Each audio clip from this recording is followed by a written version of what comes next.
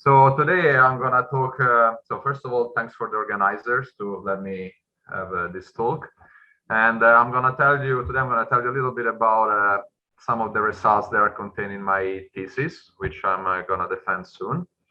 And before starting, I should say that this is joint work with Hans.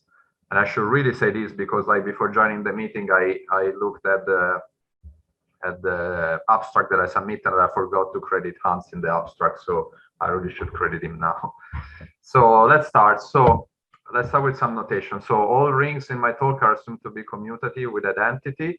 If R is an integral domain with a node by frac the field of fraction, then we're going to work with the base field, the little k is an algebraically closed field, and then the field bk is a finitely generated field extension of k. And such a field extension, k over k, we're going to call it function field extension. So it's a pretty standard situation. A tuple of elements in k, bk, is called, we're going to call it generic if the extension kg containing the big field k is algebraic. So pretty much this means that the tuple g contains a transcendence basis. And then a k variety with function field equal to k is called a model of the field extension. So here I'm being a little bit vague. So what do I mean? A function field, the function field must be exactly equal to k or like isomorphic to k, because of course, if you consider the birational geometry, you want the function field to be isomorphic to k. But so this will be one feature of my talk. So I'm being a little bit vague on purpose here, whether I mean like isomorphic or equal. So every time the like models will come up, I will specify what I exactly mean, and this will become more clear later. So let's say for now that a function field exactly equal to k. Okay, so let me introduce right away the protagonist of this talk, which is the Zariski-Riemann space of the field extension k over k, which is defined as the set of all valuation ring containing the small field and having the big field k as the field of fractions. And this set is endowed naturally with a Zariski topology, where the basic open sets are of this form. They're the collection of valuation rings containing a finite subset of elements in the big field k. So this topology arises naturally from the geometric context. It can be defined like even in more geometric terms using like, you know, the centers of the valuation rings, but this is usually the way, the most natural definition and like the most concise definition of the basic open. So, and then on this space, we define a structure sheaf just by taking the intersection of the evaluation rings in an open set. And together with this structure sheaf, the Zariski-Riemann space as the structure of a locally ring space.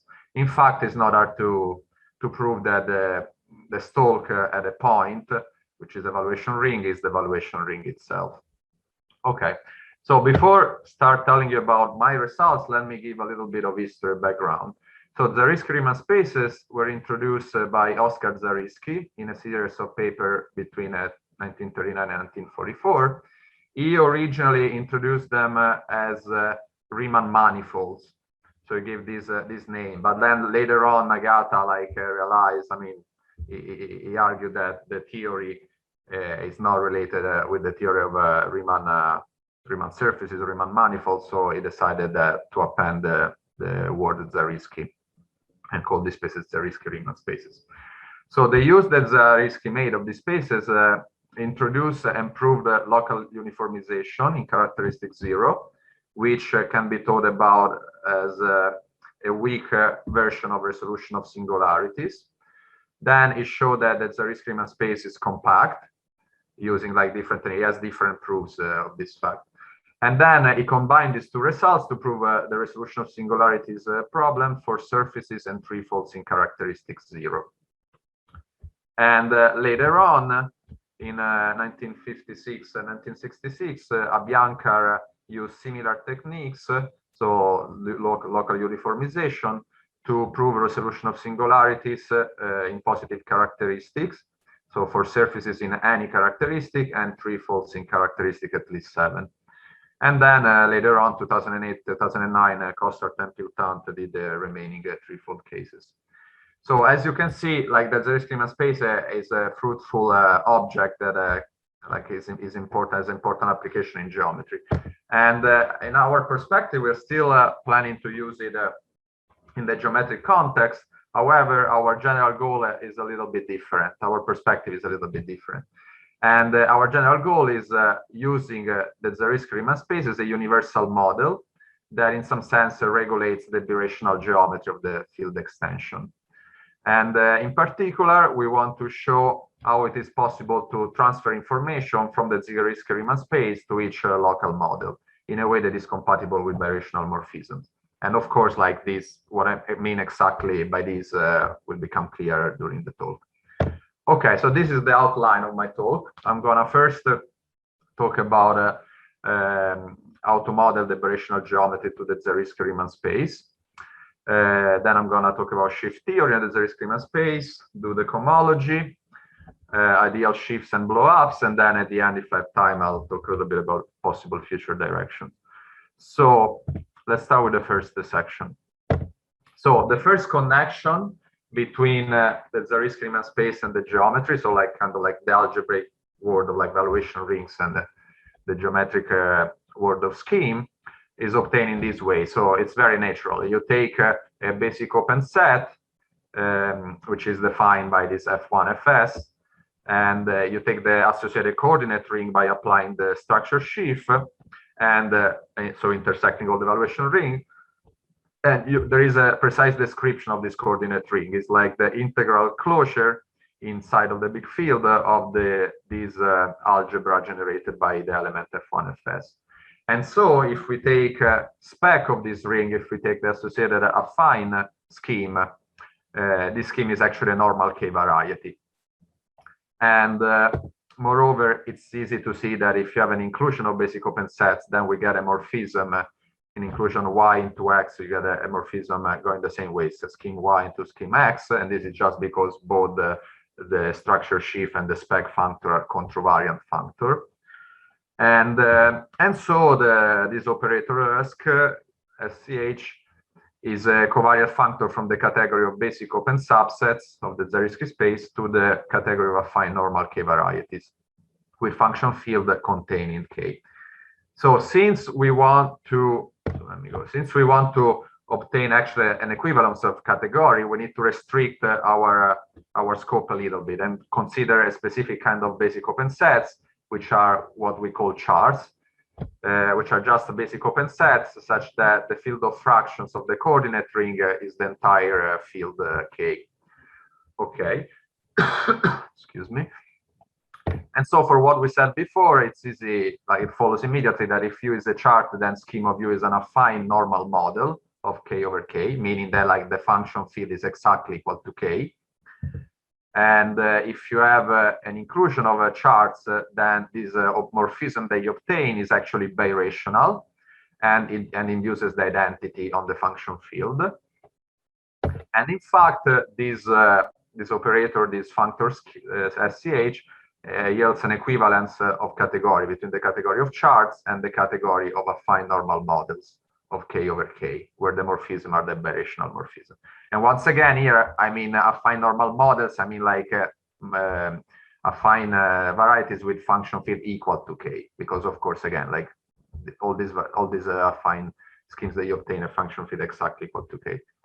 All right, so the natural question that arises is, can we glue together these affine schemes to obtain more general models? And the answer, of course, is yes. I mean, as you can imagine, is yes. But as you can imagine, also, we need some kind of compatibility condition that will allow us to glue these affine schemes. And so we have this definition. We say that an inclusion of charts, an inclusion V inside of U of charts is immersive if the corresponding morphism is an open immersion. So we know that there is a birational morphism, and we require it to be an open immersion. That's what gives me any immersive inclusion. So an easy example is if you take a chart and you take any element in the coordinate ring O of U, then the inclusion U intersection UF inverse containing to U is immersive.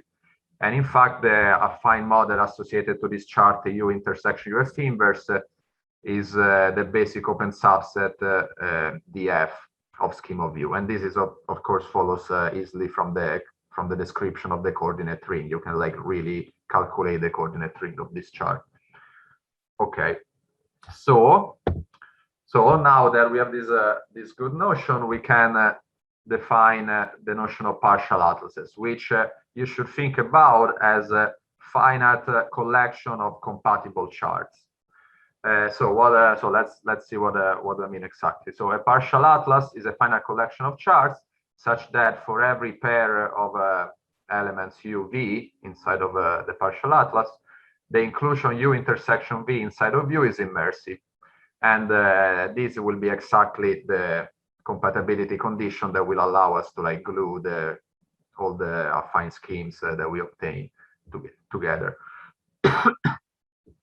The support of a partial atlas is just the union of all the charts in it, and a partial atlas is called an atlas if its support is all the Zariski-Riemann space. So an atlas is just a partial atlas which covers the entire Zariski-Riemann space. Okay, so this like defines the objects of this category that we are trying to define. And for the morphism, we need the notion of refinement, which is what you imagine. A partial atlas refines another partial atlas V if for every chart in U, there exists another chart in V such that U is contained in V. And moreover, if the latter inclusion is, we can take it immersive, we say that U totally refines V. And moreover, we say that U quasi-refines V if there is a third partial atlas W, which totally refines U and refines V. So this definition might seem a little bit funny at the beginning, but it is modeled after the notion of birational map, and we'll yell the birational map. So when I give the main theorem, like it will make more sense. You will see exactly why we need the definition morphism like this. So yeah, so now the category partial atlases is constructed by taking as objects the partial atlases, and where a morphism between U and V exists if and only if U quasi-refines V. So between every pair of partial atlases, there is at most one morphism. Either there's one morphism in case U quasi-refines V, or there's none. Okay, so this is like defines the correct category that we need to consider in the world of algebra, let's say in the world of like charts and Zariski space. Now we need the correct category in the world of scheme. And so since we want to consider a birational geometry of this function field, but since like the field K was fixed at the beginning, we need a way to formalize the birational equivalence class using only this field. And so we come up with this notion of mark variety. So a mark variety is the scheme theoretic image of a dominant morphism between spec K and X, where X is a model of K over K. And at this point, I mean like X is really a variety with function field isomorphic to K. So since the function field is isomorphic to K, you can always find a dominant morphism spec K into X. And so this is really, if you think about it, just really a way to consider, to look at all the coordinate rings of this variety X as the subrings of BK, this field that we fixed at the beginning. Okay, so this is kind of a way, again, to formalize the birational geometry only considering the field that we fixed at the beginning. And moreover, if alpha is an element of the Galois group, so just an automorphism which fixes the small field, we can perform a twist. So we can precompose with the isomorphism of spec K induced by alpha. And we construct the category norm star, so the category of normal mark varieties. The objects are twist equivalence classes of the normal mark varieties. And the morphism are birational maps inducing the identity on K. So why do we want to consider this twist? So first of all, why do we only want to consider morphism which induce the identity on K? Well, it's because of our framework, right? Because like if you backtrack, well, like here, where is it? Sorry. Here we go. These morphism between the affine scheme that obtain will always induce the identity on K, because they're always given by inclusion of coordinate rings. And so these are the only kind of like birational morphism that we will find. However, you know that if a birational morphism induces an isomorphism on the function field. If this isomorphism is not the identity, you can always perform a twist, and after performing a twist, then you get the identity. And since we are considering twist equivalence classes, we are good to go. Even because twist equivalence classes, just like if you perform a twist of a mark variety, you will just obtain something that is isomorphic to it, because it's just like you're applying an isomorphism of K to this coordinate ring, pretty much. So this is the correct category that we need, that like models our framework, that like fits our framework.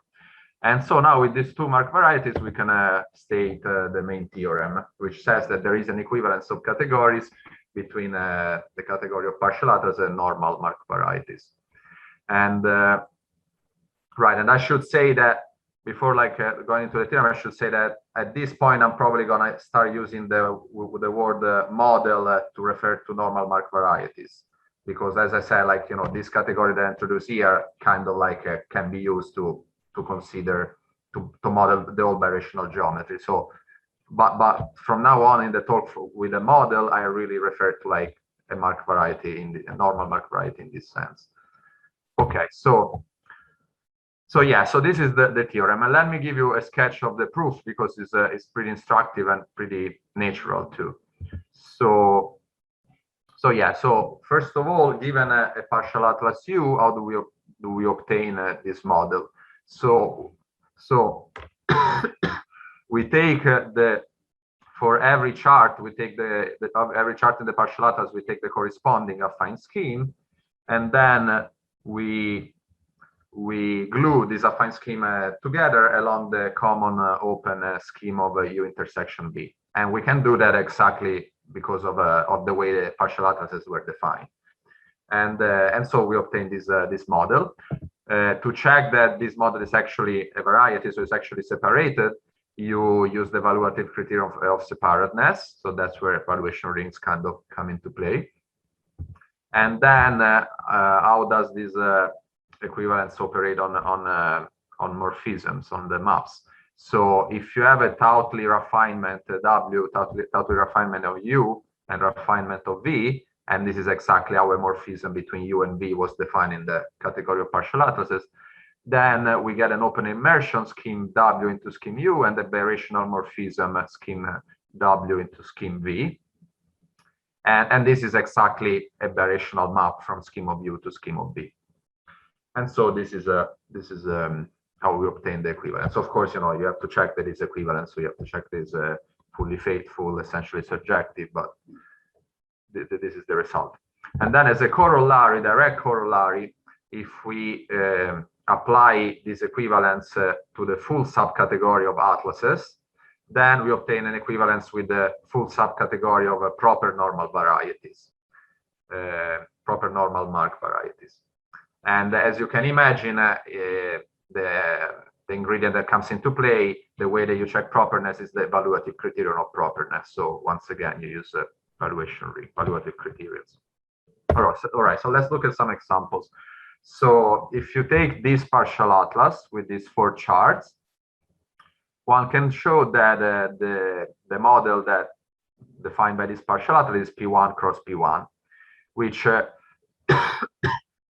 is seen as a model of the purely transcendental field extension in 2 variables, so like a model of KXY with this identification. X is capital X divided by capital Z, and Y is capital Y divided by capital Z. And this, again, this is not complicated to see. It's just a matter of using the correct Segre embedding, and then you can look at the coordinate rings that you obtain, and this is the corresponding charts that you get. More generally, we can, if we take these other atlas with these 3 charts, then we get a projective plane. We get P2, which again is seen as a model of KXY with the same identification. And of course, we can generalize this argument. There's nothing special about P2, so we can go to arbitrary dimension. And when you go to arbitrary dimension, you get these atlas already, excuse me, with these charts defined by these quotients. And once again, you obtain the PD, the projective space, through this identification, dividing each variable by xd plus 1. Okay, and so this is what we call, like, such an atlas we call like a standard atlas. And we can generalize even further, because like we can even, here I was considering the purely transcendental extension, but we can consider any function field extension, and we can define the standard atlas defined by a generic tuple, which is defined in this way. You get all the charts defined by these quotients. And in fact, like the standard atlas that I showed you before that defines PD is exactly the standard atlas defined by the transcendence basis consisting of all the variables, so x1, xd. And we prove in this theorem that standard atlases are exactly the atlases which yield projective varieties. So if X is a projective and normal model of K over K, then we can find a generic tuple such that the corresponding standard atlas defines X. And conversely, if G is a transcendence basis, then what we obtain is a projective, what you obtain through the standard atlas is a projective variety.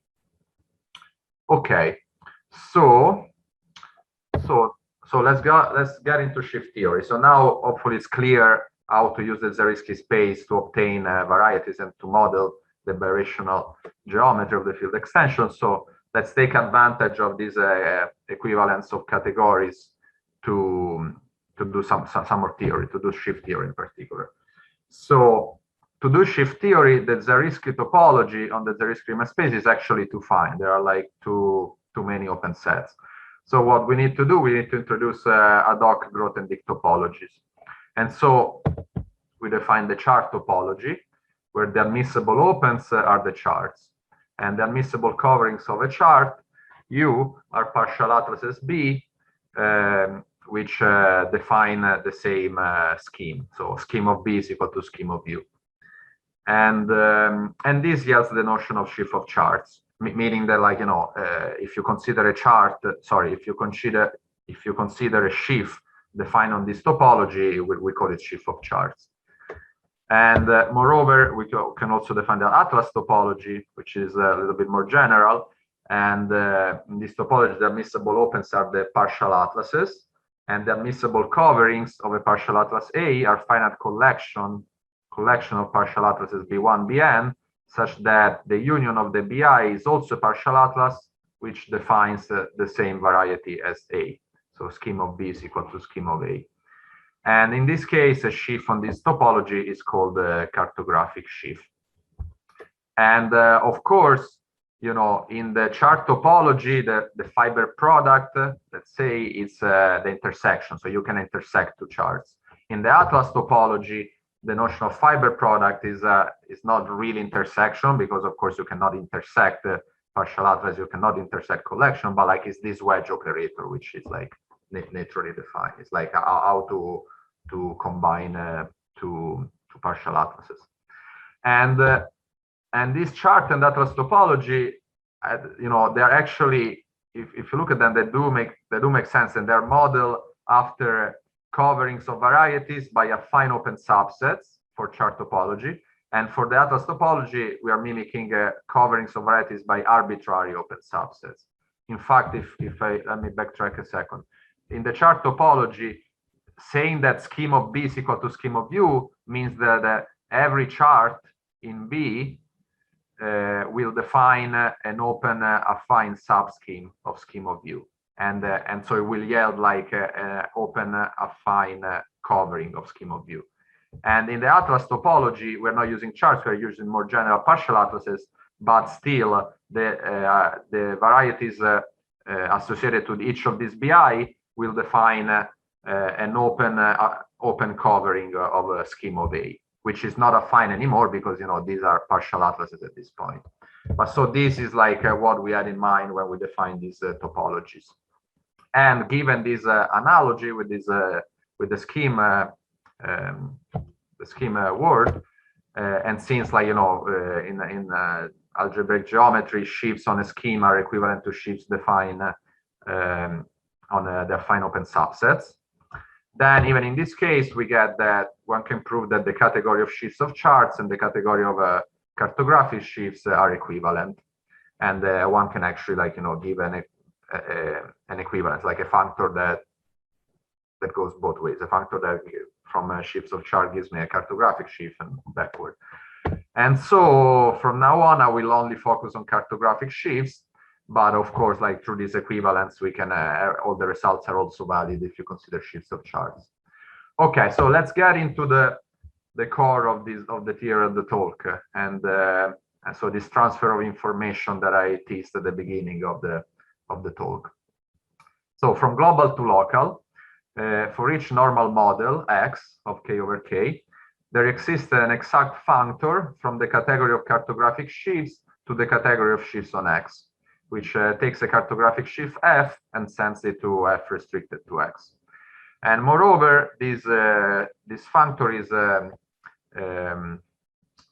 do you say, compatible with birational morphism. So if you get this birational morphism from X to Y, a morphism of normal mark varieties, then we can find morphism between F restricted to Y and the push forward of F restricted to X, and the inverse image of F restricted to Y to F restricted to X. And by the way, let me just say before showing the proof that I say that is an exact functor. So of course this assumes that the category of cartographic sheaves is abelian, because then of course you can talk about exact sequences and so exact functor. And I'm not saying the details of that, but it is an abelian category because, you know, you can define we have a notion of sheafication. So with a pretty standard arguments, one can prove that the category of cartographic sheaf is actually abelian. So yeah, let me show you the proof once again, a little sketch, because it's instructive to understand what goes on.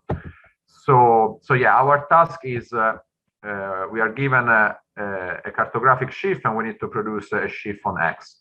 So we start with an open subset of X. Using the main theorem, we can find the partial atlas A such that U is equal to scheme of A. And then we define this sheaf on X by taking the section over U to be F of A. Okay, so yeah, this is pretty natural, and it makes sense, right? Because we are going from the global to local. So like we start with a cartographic sheaf. A cartographic sheaf is a lot of information. So it kind of like you kind of already know what to do on each variety, thanks to the main theorem that I gave before. We can also go from local to global. So for each normal model X of K over K, there exists a left exact functor from the category of sheaves on X to the category of cartographic sheaf, which sends F to SH of F. And moreover, once again, we find this compatibility with birational morphisms. So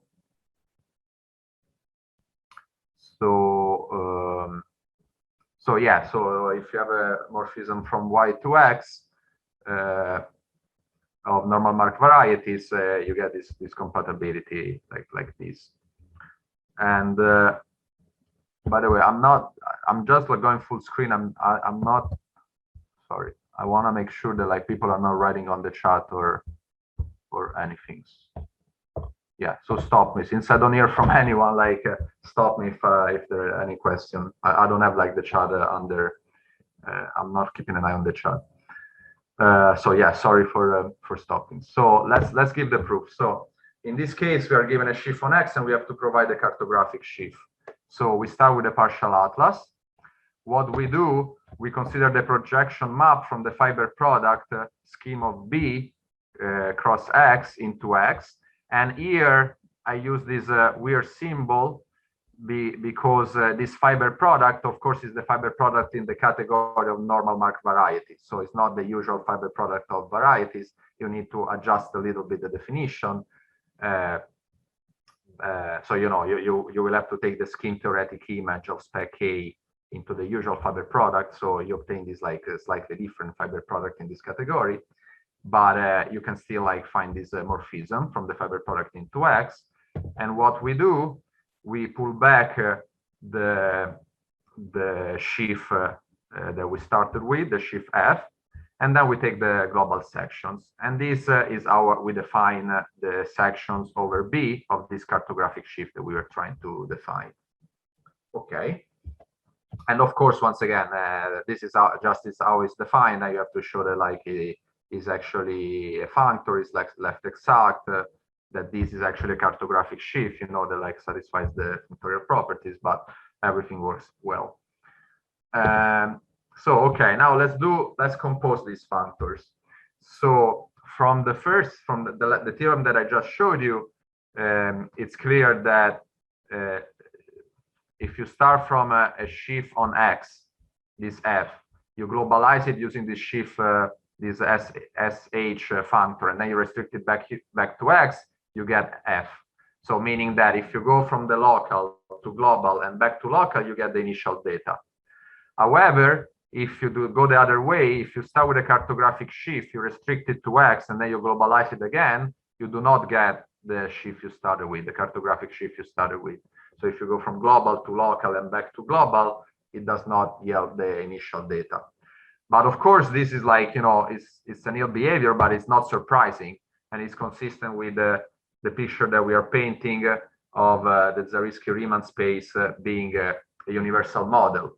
Because if we start from the global picture, we go down to the local, to the variety X, then when we globalize again, the sheaf that we obtain keeps track, keeps trace of X. So it's not as universal as the one we started with. Okay. So now that we also know how to transfer information, how like there's like this correspondence between sheaf on the Zariski space and sheaf on varieties, we can take on the cohomology theory. So this section is actually very short because everything now comes pretty natural. So for example, we can do check cohomology. So we can define the check cohomology of a cartographic sheaf on the Zariski space, just like as you can do with the check cohomology of any topological space. So we take a partial atlas U, a cartographic sheaf G, we construct the check complex with the usual cochain groups, and then we can take the cohomology and we obtain check cohomology. And the result is that if, so yeah, the check cohomology that you obtain this way is equal, the check cohomology groups are equal to the check cohomology groups of the sheaf induced on the variety defined by the partial atlas that we are considering. And this proposition follows pretty much immediately from the construction and from the way that this induced sheaf G restricted to X was defined. So okay. And then we can also do derived cohomology. And in order to do that, we first define some functors. So for each partial atlas, we define a functor from cartographic sheaves to groups, which takes a cartographic sheaf and it gives out, it outputs F of A, the cartographic sheaf evaluated at the partial atlas A. So this is like a kind of a section functor, right?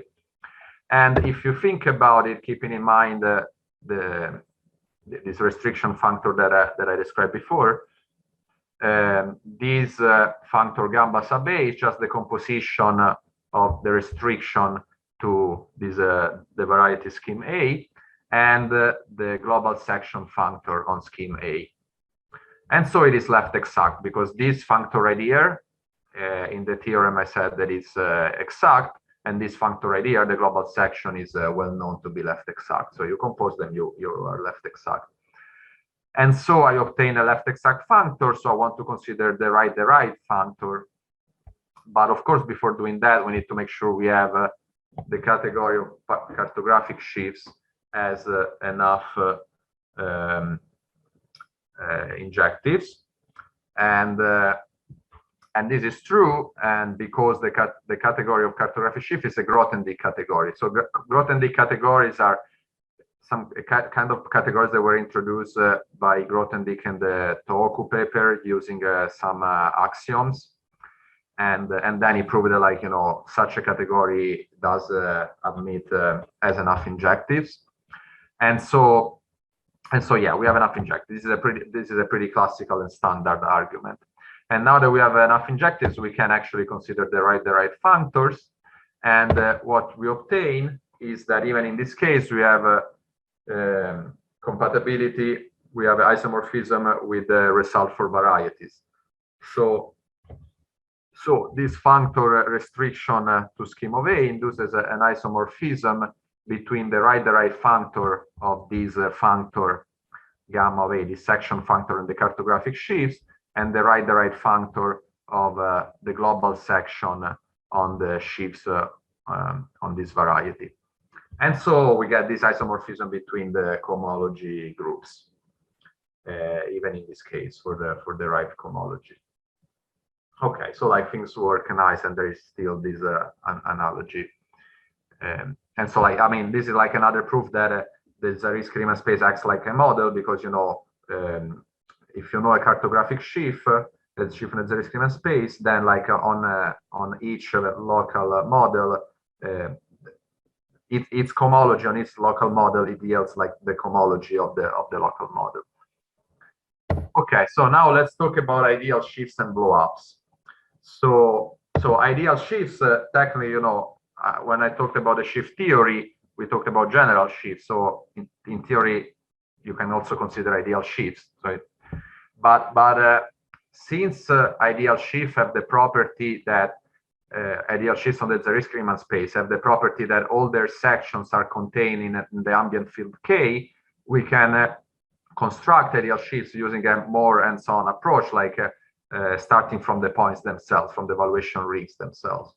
And so we get to this notion of a pointwise sheaf of ideals, which a pointwise sheaf of ideals is just a map which assigns to any evaluation ring in the Zariski-Riemann space an ideal of the evaluation ring.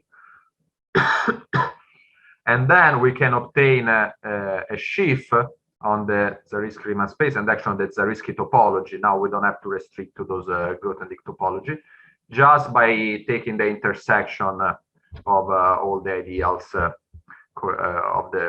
all the ideals corresponding to evaluation rings in an open. So this construction, you see, is very, very similar. Actually, it's analogous to how the structure sheaf was defined.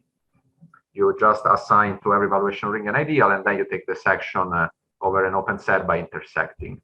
And the whole thing is that this intersection now makes sense because this intersection takes place inside the field BK, so we can do that. And so an example, which will come up later, will be important later, is this sheaf of ideals associated to a tuple. So we start with an arbitrary tuple of elements in K, and we define this ID sub f, which takes evaluation ring in the ideal VF intersection B, where this VF just refers to the V submodule of K generated by this tuple. And then the section over an open set are obtained by intersection, and one can prove that we have this specific formula for the section over an open set. So it's like the integral closure of OX F intersection OX. Okay, cool. So again, we have this transfer information business. So from global to local, if you start with a pointwise sheaf of ideals, then you get an ideal sheaf on any local model, and in particular an integrally closed ideal sheaf, meaning that like all the sections are integrally closed ideals. Because and this is like, you know, it's not too hard to believe, because the sections are obtained by intersecting this ideal, and we know that like intersections that integral closure of an ideal is obtained by using, the intersections of the ideal corresponding to the valuation rings. So that's something. And then we also have a converse, so we can go from the local picture to the global picture. However, if we want to do this, we need to focus on proper models, because the notion of pointwise shift of ideals is stronger, right? I need to know what to do on each valuation ring. And so in order to know what to do on each valuation ring, I need proper varieties, because then I can use the valuative criterion of properness, and that will allow me to work with the whole valuation ring at once.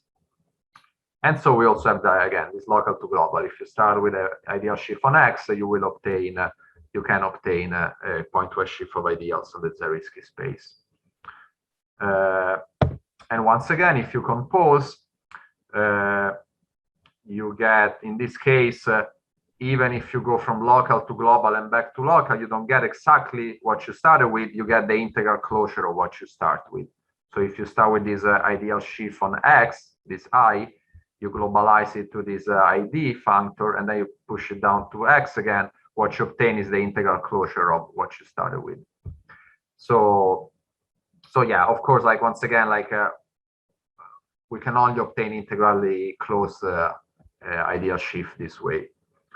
Okay, and so now let's look at this problem. Given a normal model X of K over K and then integrally close ideal shift, we want to find the tuple F such that the ideal shift induced by this pointwise shift of ideals on the Zariski space, which I described before, I want it to be equal to I. And we can do this, but to get the correct tuple, we need to use an affine open covering of the variety whose members intersect each irreducible component of the closed subscheme defined by I. So let me do an example to understand. This will make clear what's going on. And it's a pretty easy example. So we start with P2. We take L to be the closed subscheme determined by Y, by the homogeneous ideal Y, with shift of ideals I sub L. So we consider the standard affine open covering of X, which is given once again by these three charts, which are like the charts which define the standard atlas that I gave a few slides ago. Okay, this, by the way, this is the standard atlas of P2 yields the standard open covering of P2, the standard affine open covering.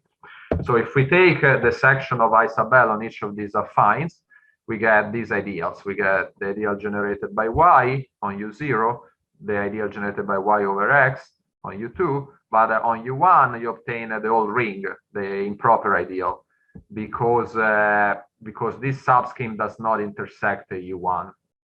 And so in this case, the tuple that we obtain in this way is this Y1 Y over X, but we see that this is not the correct tuple, because the ideal pointwise shift of ideals defined by this tuple will give me the structure shift, right? Like I'm taking one here, so like every valuation ring, this VF already contains V. So when I intersect it down to V, I obtain the entire valuation ring.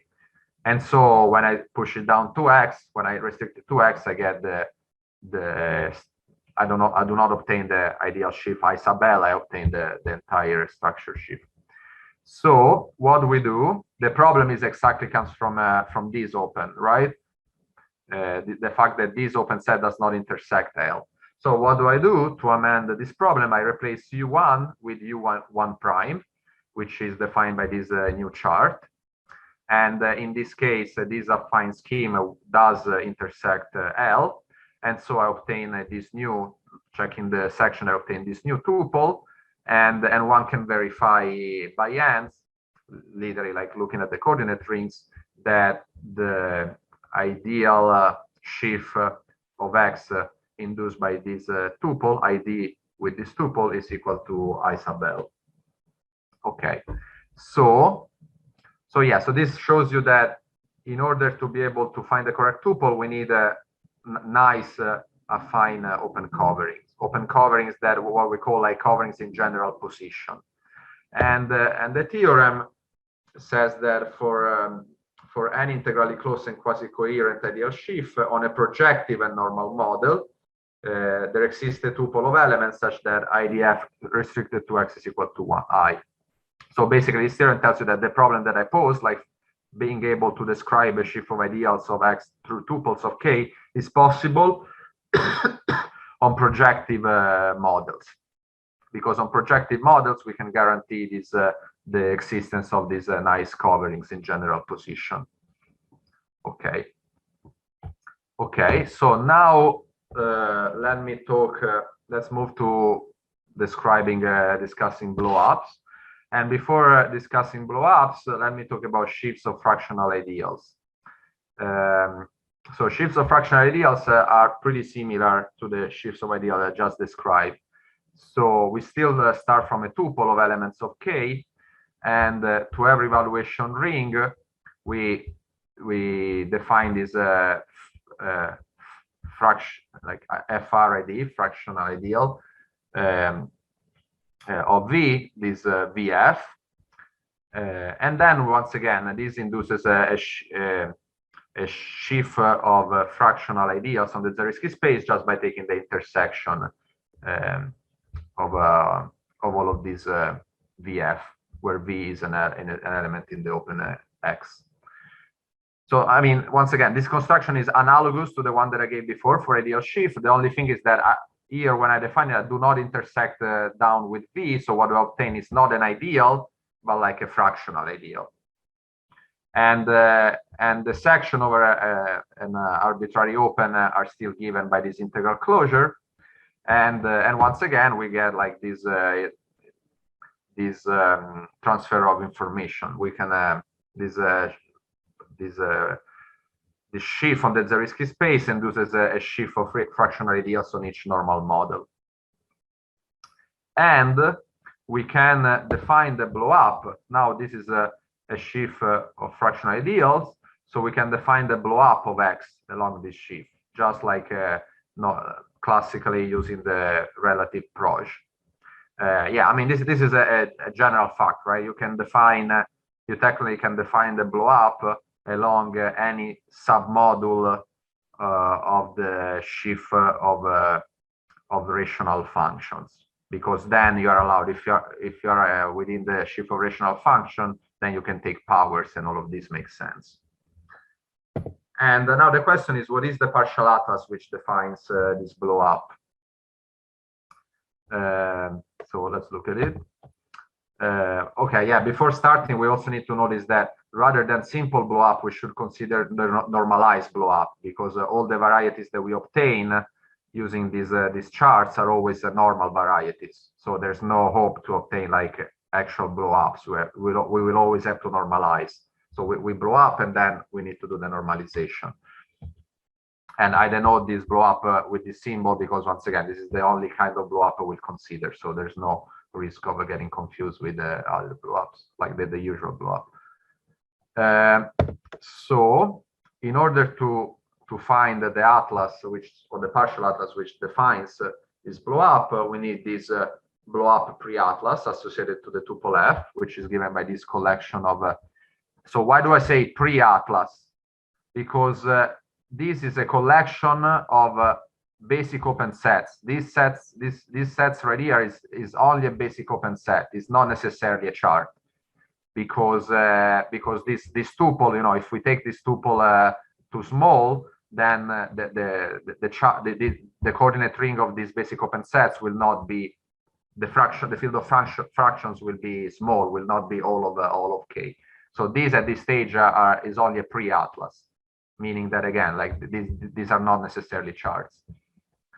It's a collection of basic open sets which are not necessarily charts, but we can still use it to define the blow-up. So if X is a normal model of K over K, and F is a tuple of elements in K, an arbitrary tuple, then for any partial atlas, which defines the variety that I chose, the canonical morphism from a scheme of U wedge BF into X, which is induced by the way that by the fact that this partial atlas radial U wedge BF is a refinement of U. This is the normalized blow up of X along this sheaf of fractional ideals. And yeah, so this is it. And like, I mean, since I mentioned this, like BF is not a partial atlas, it's only a pre-atlas, but once we wedge it, after we wedge it with U, it actually becomes a partial atlas. Like everything becomes a chart. All the basic opens become chart. So okay, so we have this description of the normalized blow up, and we also have some kind of a functoriality, which is like, you know, it's good because it kind of is in line with our project and our goal of inducing the stuff on the local models in a way that is compatible with the birational morphism. So the functoriality is of this kind. If Y into X is a morphism of normal mark varieties, so it's just like a birational morphism. Then we have the following commutative diagram between the blow-ups. And moreover, the blow-up of Y at this sheaf of fractional ideal induced by this FRAD is the normalized blow-up at the sheaf of fractional ideals, which is the pre-image of the pre-image in Y of this sheaf of fractional ideals in X. So yeah, so there's like this kind of compatibility.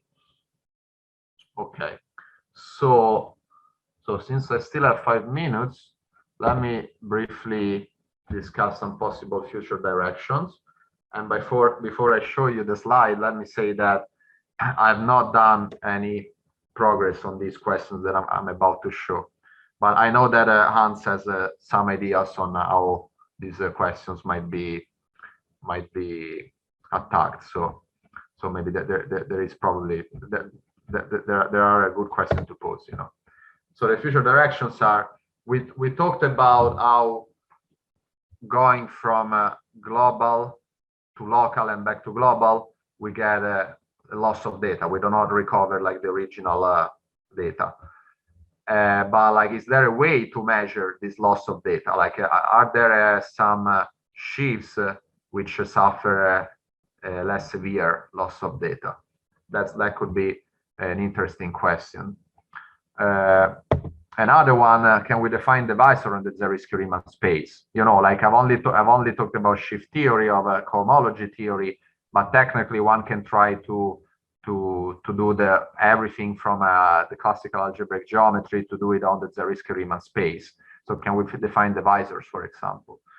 More interestingly, can we define a cartographic sheaf of differentials and the canonical cartographic sheaf? And if we can we obtain global versions of birational invariants, so geometric genus and plurigenera, for example? And if we do, like they should agree with the corresponding local notion for non-singular models, because again they're birational invariants. So, and then the last question, which is probably like the more ambitious one, is can we use our framework? Can we reconcile our framework with the local uniformization theory introduced by Zariski and try to apply it to take on the resolution of singularities problem in positive characteristic? So this, like, you know, this is like very, very ambitious, but it would be cool to explore. And so yeah, and yeah, I think this is it. Yeah, thank you. Yeah, I think I finished even a little bit earlier. Thank you. Yes. Yeah, this is a very nice presentation. Yeah, I think it's nice because, you know, once you understand the framework and like how to model everything in the Zariski space, the results are pretty nice and natural. You know, everything works as you wish it does. So yeah, actually, you know, long time ago when I was a postdoc in Missouri, I read a lot of papers on local uniformization. So the last question that you had was of particular interest. Of course, it turned out to be the most ambitious, right? Yeah, I know. Yeah, I mean, like it is fair to say that even like, the history that I gave and like the initial usage of this Zariski-Riemann space, it was to do this resolution of singularities. Our work doesn't seem like right now to connect to that. So, it's more like an exercise of like modeling the Birational geometry. But still, like, we're still using the same object. So like, hopefully there are ways to make the connection somehow, Yeah, perhaps we should clarify that we are not trying to prove uniformization. That I think that will require totally different methods. Oh yeah. But it is, once you have that, can you then at least get the resolution of singularities? That's more the thing that bothers me. That there is, I mean, people are doing these like evaluation theorists are doing local uniformization.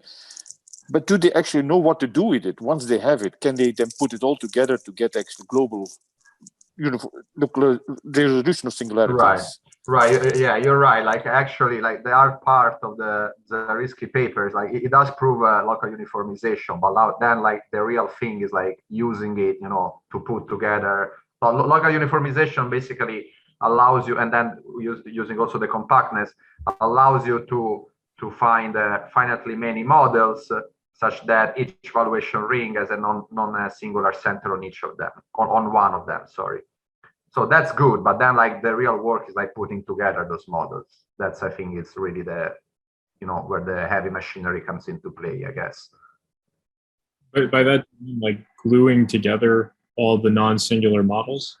Yeah, exactly. When I say like gluing together, I'm not, I don't know exactly how to do it. That's exactly the core of the issue. That's what I'm saying. Yeah. That's that. I agree. That's like the hard part. It's like finding at each point is like, okay, but then.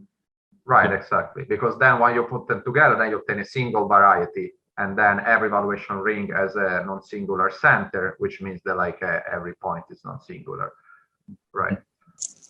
Yeah, and then actually GV told me this, I didn't actually realize this, but the original proof of Zariski, why does it work in dimension 2? It's actually not so hard, because you use the fact that if you blow up a long evaluation ring, if you blow up a regular local ring along a evaluation ring, eventually you're going to get evaluation in dimension 2. But then in dimension 3, this is false and higher dimensions. And in fact, this whole work starts actually with the joint work with Alan Loper and other people, where we analyze what you get when you keep blowing up. Because there's no longer evaluation ring, so you get weird rings that could be we still don't exactly know what they are. And so the technique that Zariski used doesn't work anymore.